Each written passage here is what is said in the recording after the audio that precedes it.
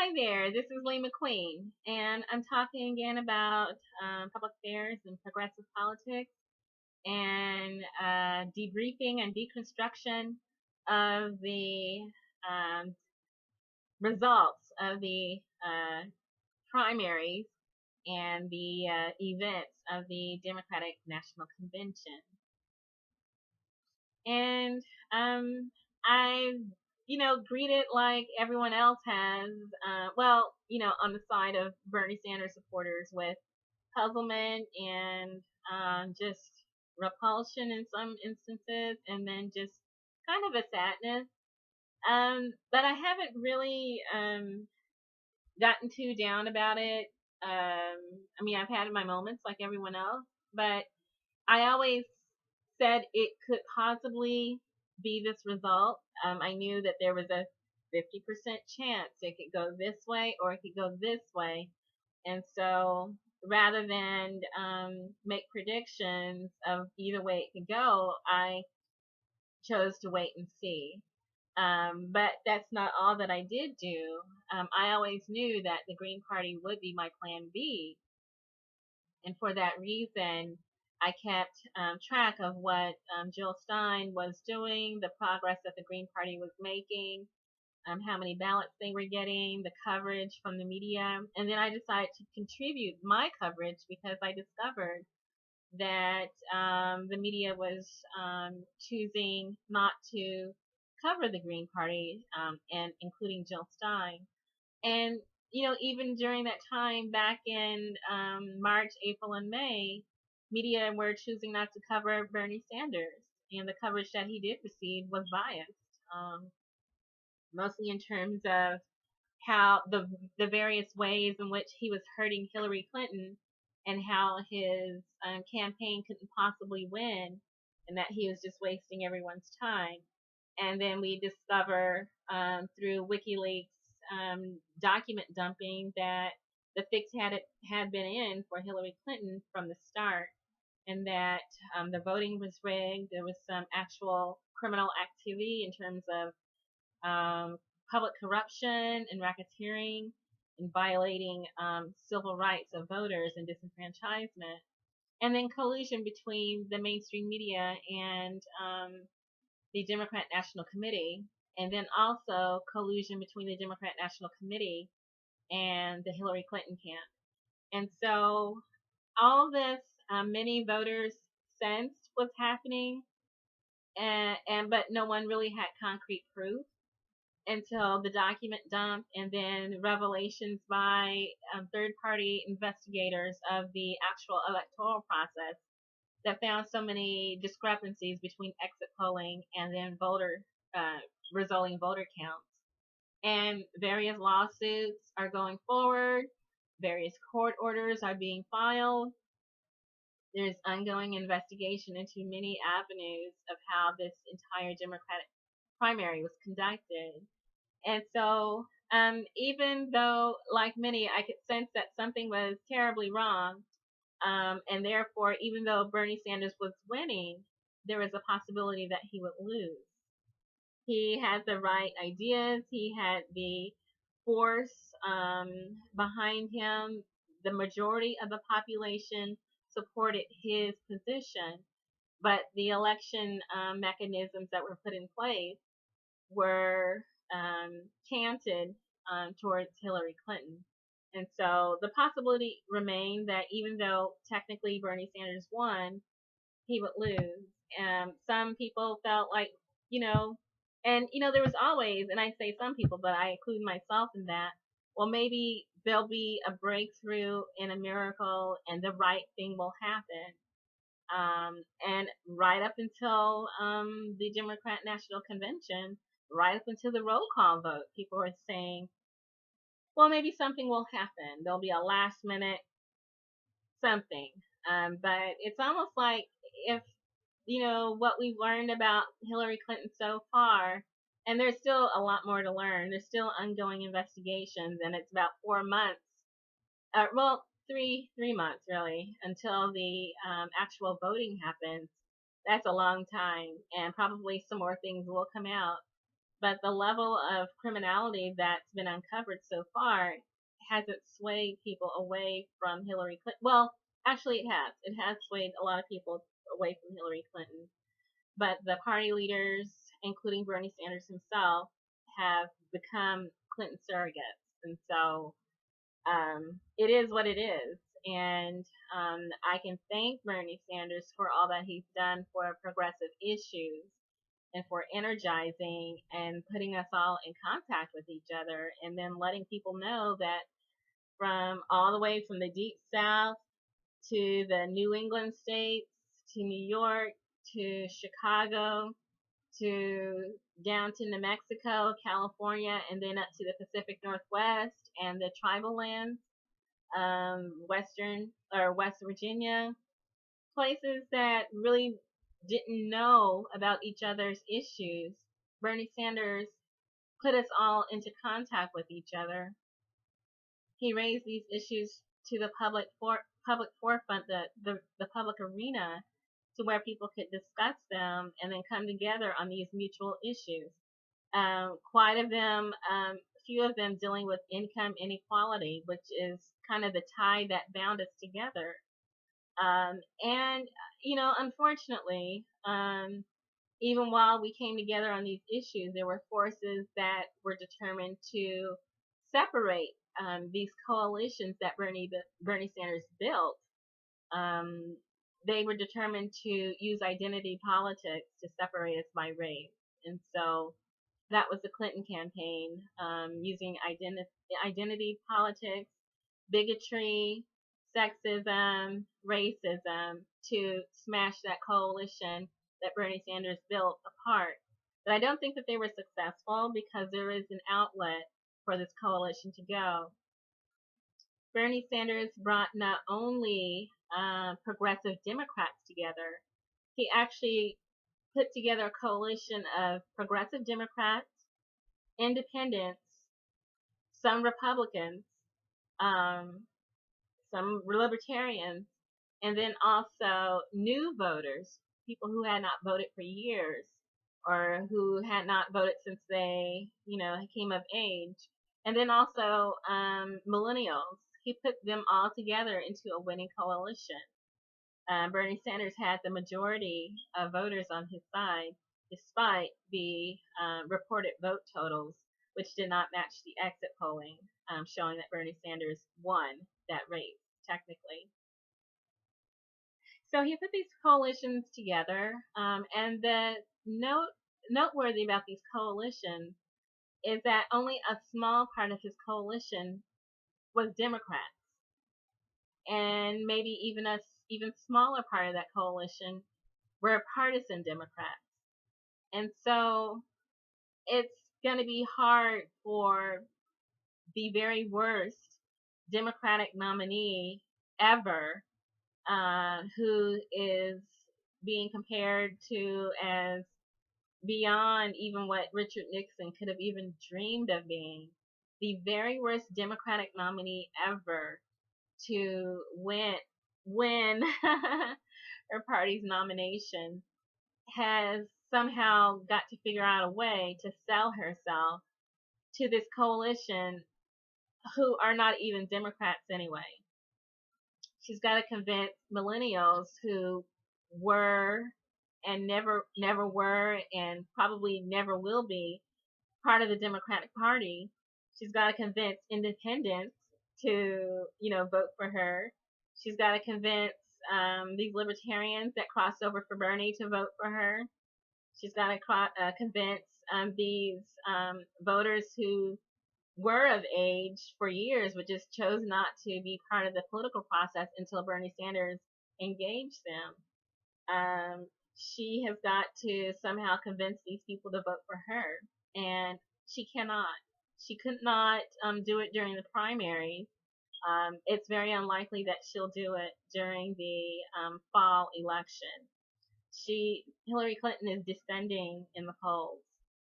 She's got all these news outlets on speed dial, according to WikiLeaks, where she's saying, they are saying, well, we need good stories about Hillary Clinton, But unfortunately, people have seen quite a bit of Hillary Clinton already. They know that she is not a winning candidate.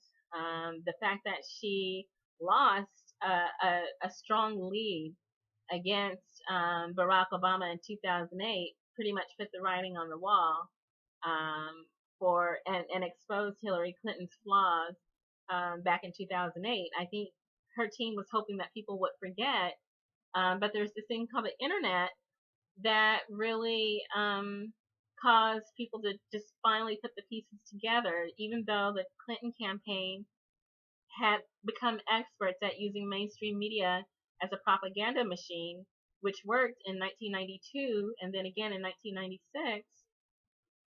It couldn't work for Al Gore in 2000. It didn't work for John Kerry in 2004. It did work for Barack Obama in 2008, but Barack Obama was unique. He had a dynamic persona, and he also ran as a progressive, which attracted the majority of voters. And then he governed center-right for Wall Street. But in 2008, he hadn't really built up a large public record for people to criticize. The Hillary Clinton camp kind of pointed out that he was absent on some votes and that he didn't have a lot of experience, but that was basically all that they found on him. And so they, chose identity politics, pointing out, well, he's not like us, hardworking white Americans. He's, look at him. I think he might be a terrorist or a Kenyan or a Muslim or something. Concerns, and that still didn't work. She still lost. She couldn't even overcome that. So she tried to run her record in 2008, and her record worked against her because the internet, and then the fact that Barack Obama didn't have an extensive record, and people just liked him better.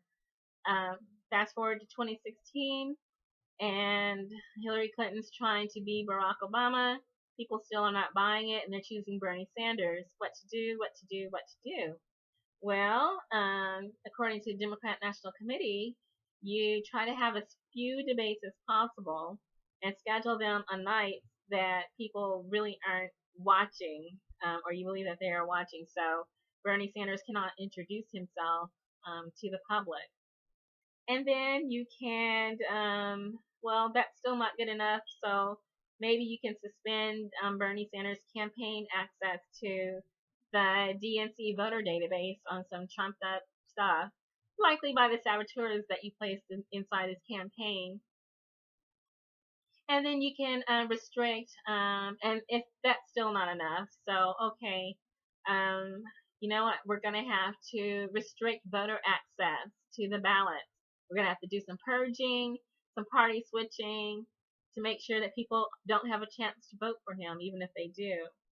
And then we can just do some party rule breaking in Nevada.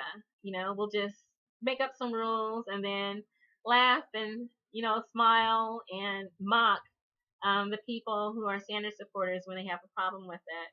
And then, use our mainstream media propaganda machine that's been proven by WikiLeaks. We can just make a whole bunch of stories like how they threw chairs and scared us and we feared for our lives. Because they're animals. And why shouldn't an animal be allowed to vote, right? And that's still not enough. So what we're going to do is we're going to use we're going to have to get around this campaign finance reform limitations. We're going to have to get some more gifts from our big money donors. So this is what we'll do. We'll put it in the Hillary Victory Fund, and then we'll give it to state parties, and then the state parties will give it back to us. And so it's for the down ballot candidates, but it's really for us. But that's still not enough. We've got to really try to sell this woman. So what we're going to do, this is what we're going to do. We're going to get some superdelegates. We're going to convince them and somehow make sure that they all come over to Hillary Clinton's side even before the race starts. How about that? And then Bernie Sanders will always be technically behind, even though he's not, since the superdelegates do not vote and their counts do not vote until the Democrat National Committee. But our mainstream media propaganda machine is going to just report it, the way we tell them to. So we'll just say, well, Bernie Sanders can never catch up, so we win. I think, and what do you know? She won. But the fact that it took that level of collusion, deception, actual criminal activity, it just points out the weakness of Hillary Clinton as a candidate. The fact that Clintonism, it has not won the day. It only won the day really for Bill Clinton and Barack Obama. For everyone else, it didn't work. So all these mechanisms put in place to sell a flawed candidate, and we can always kind of note what we technically knew at the back of our heads and just say, well, it could go either way. The right thing could happen, or what seems to be happening will happen, and then we just move on. We still do our research and our investigations. We file lawsuits because some people are owed money back because they sent money into a rigged system where their candidate was never going to win. And then that was a form of deception. They should get their money back. And then also other lawsuits going forward. These things should go ahead and happen. But just the fact that Bernie Sanders did somewhat protest against some issues and then let other issues go, it is actually a problem. I thank Bernie Sanders for his contribution to the progressive cause, which is vast, and probably more so than a lot of other presidential candidates have done. But there were times where he did drop the ball, and that was refusing to stand up for his supporters when it came to election fraud, which was pretty vast during this primary season. And the fact that he's telling his supporters to just let it go and get behind Hillary Clinton. And I think that's unfortunate that he's doing that. It is what it is, and this is what you see before you. And the thing that I feel is you cannot change another person's behavior, but you can change how you conduct yourself and how you react to it. And we cannot make Bernie Sanders do anything that he doesn't want to do. He did not want to stand up for his supporters in terms of counteracting election fraud that is likely going to be proven, and has already been proven really, but it's still going through the court system. The fact that these voters sent money to his campaign, even when the DNC had no intentions of ever letting him win, that was a deception and that was a fraud, and those people deserve their money back. And it looks like people are going to have to advocate for themselves because Bernie Sanders is not. And that's just reality of, what we see before us. We can thank Bernie Sanders for what he's done, and then we can stand up the way he taught us how to stand up for ourselves, and then carry on. Some people are returning back to where they came from before Bernie Sanders came on the scene. Some are going back to the Republican Party. Those are not Hillary Clinton's votes. Some are going back to the Libertarian Party. Again, that's not Hillary Clinton's vote. Some people are going back to an independent standpoint to wait and see what happens the rest of the election season. Those are likely not Hillary Clinton's votes. She was not able to get them during the primaries. She will not be able to get them during the general election. Her polling is just going to continue to descend, and she's going to get worse and worse. The more people see her, the worse people just choose not to support her. So it's downhill from here. Now, some of these voters are not retreating back to their original standpoint. They're going to Jill Stein. And again, these are not Hillary Clinton's votes. The independent base is 40% of the electorate. That's the largest voting bloc in the United States. Those are not Hillary Clinton's votes. They will likely be Jill Stein's votes. And then some of them will be Gary Johnson's votes. Those votes do not belong to Hillary Clinton. They were never hers. She didn't get them during the Democratic primary. Bernie Sanders did. And they're going back to Jill. They're going back to their independent stance. They crossed for Bernie Sanders. They did not cross for Hillary Clinton.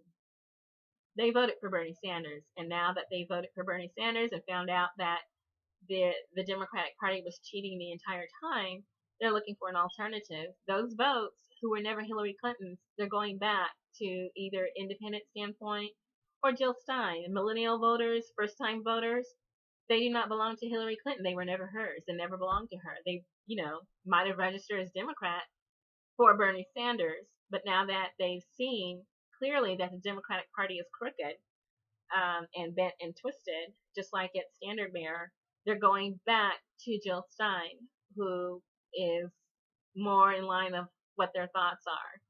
So the Democratic Party is not entitled to Jill Stein's votes.